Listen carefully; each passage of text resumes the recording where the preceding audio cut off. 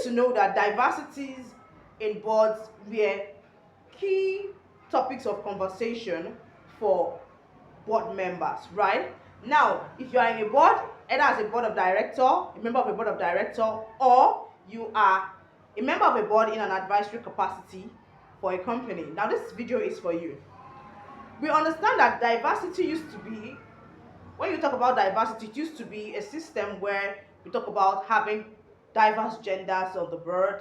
Now the conversation has progressed from just having genders of the board on the board to now having diverse age groups on the board. Now we used to have, I know the board usually is comprised of more of millennials and sometimes maybe now we just have the Gen Zs getting on the board. Now we're also having conversation around having also the Gen Alpha getting on the board.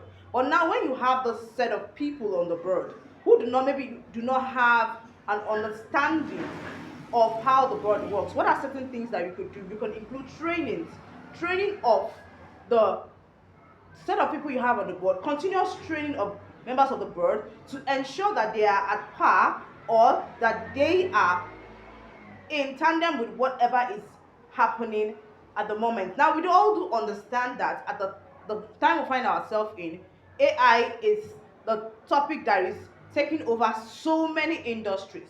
And when it comes to corporate governance, AI is topping the charts also.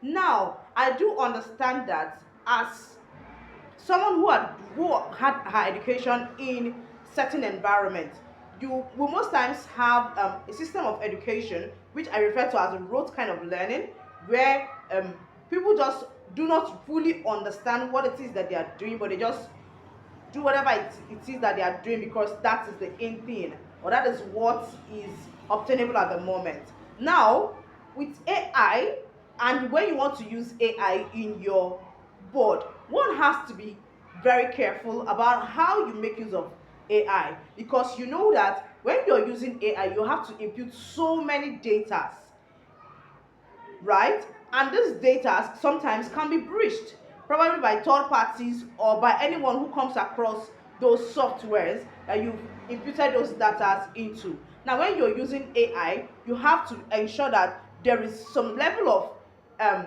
understanding of how it is in use, and that is why we have to have continuous learning trainings of the members of the board of directors to ensure that they do understand the use of this AI, and you do not just leave it to chance to say, okay, we just impute any data we like. Now, there are laws that when there is a breach of people's data, let's assume that you're a company that have access to sensitive data of people, and then there is a breach, you could be sued for those breaches. And if you don't want your company to be a victim of data breach, you have to ensure that whatever data you are putting out as a company is a data that can be properly protected, right? Whatever data you're putting out cannot just be breached by any third party who just comes across those information. And these are some of the things that we have to understand as members of a board. Now, there are so many softwares that you can use as a board, which we will delve into some other time. I do hope that this has helped a little bit to underscore why we cannot run away from the use of AI and how we can make use of AI to ensure that we do not run foul of the law. Thank you very much. My name is Aka Esther, I'm a corporate legal practitioner. You can send me a message by my DM, or you send a message by my email address, which I will leave in the comment section. Thank you. Bye.